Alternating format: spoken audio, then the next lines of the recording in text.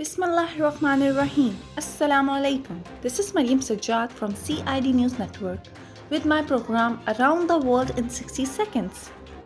Government pursuing policy of indiscriminate accountability, PM Imran Khan. Talking to a delegation comprising office bearers of various organizations of lawyers headed by Advocate General Punjab Ahmed Awais in Lahore today, PM Imran said that the PTI-led government believes in the supremacy of law and constitution. Coronavirus claims 61 more lives, infects 3,495 people in Pakistan. According to the latest statistic of the National Command and Operations Center, the COVID-19 has claimed 61 more lives. 3,495 fresh infections were reported during the period.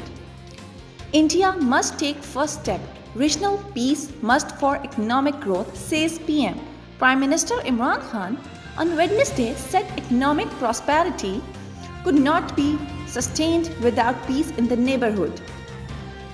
He said that India must commit to giving Kashmiris their right to self-determination as per the UNSC resolutions and take the first step, create an enabling environment for moving forward. Russia recalls ambassador from US after Biden comments. Russia said it had summoned its Washington ambassador to Moscow for consultation on its ties with the US, but stressed it wanted to prevent an irreversible failure in relations.